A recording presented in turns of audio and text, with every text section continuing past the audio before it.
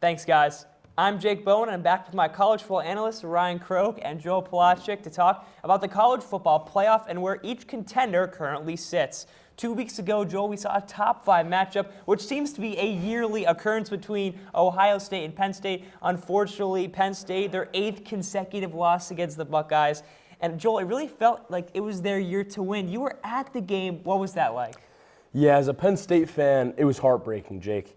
I could envision myself storming the field after Zion Tracy pick 6 put the Nittany Lions up with an early 10-0 lead, but failing to score a touchdown offensively obviously hurt them. They came up empty-handed on 2 separate drives. It's just unacceptable, both featuring first and goals from the 3-yard line. Once before half, when Ohio State's Igbinosa had an incredible interception, and on Penn State's final drive where Kotelnicki displayed some horrendous play calling. All 4 plays were from the shotgun, and Penn State's best offensive player, Tyler Warren, didn't even touch the ball. I also attended the whiteout and wanted to note that James Franklin was deservedly booed by the crowd. However, because the Nittany Lions control their playoff destiny, I do think the Fire Franklin train is a little premature. I'll keep it short for you, Joel. I've been saying it all season. 3 things are constant in life: death, taxes, James Franklin losing big games. Well, Joel, you can't really argue with the score sheet. Penn State lost by 7. At this point, the Nittany Lions might need to fire Franklin. But let's shift to the ACC. Ole Miss took down a big win against Georgia. Ryan, a lot of people went into this game doubting and counting out the Rebels, but with their win, it seems like they're right back in the race. Yeah, and this is a game that has crazy playoff implications now because Ole Miss is firmly in the picture, and now Georgia has a can't-lose game against Tennessee this weekend in Athens. That'll be a must-watch. But how about Jackson Dart and the Rebels? I mean, Dart getting hurt on the first drive of the game, throwing that interception, looked like they were going to get blitzed. But he comes back, shows a lot of resilience, not playing at 100%, and he cooks Georgia, 28-10 final. They played really well. Yeah, Ryan, it was an incredible showcase in Oxford. And you mentioned Dart, but I got to give Caden Davis his flowers. Ole Miss's kicker, 5 for 5 on field goals with a 53-yarder on the day. And, you know, like you said, with playoff implications, this statement win from the Rebels really makes the SEC interesting. You have Texas and Tennessee, both with 1 loss, and then you have 4 very solid 2-loss SEC teams. You got Bama, Ole Miss, Georgia, and A&M. Definitely something to pay attention to.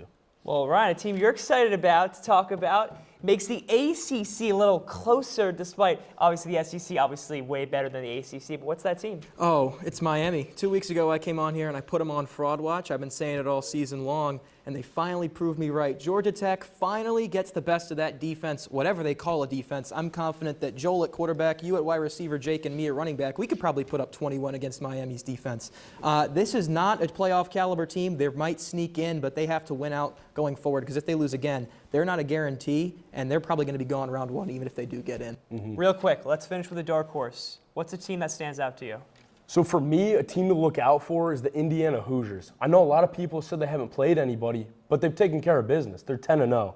And I just really like what Cignetti's done with that program, and I'm super excited to see what they can do in Columbus against the Buckeyes on the 23rd. Yeah, and another team that has maybe a pretty easy schedule, but I'm still looking at is Notre Dame. You know, that NIU loss, a lot of people wrote them off after week 2. But let's take a look at what they've done since then real quick. 7-0, they're scoring 44 points per game, and they're winning by just under 34 points per game in those 7 games. They're 3-0 against ranked opponents, including a win over A&M, who you mentioned as a chance at the SEC championship game.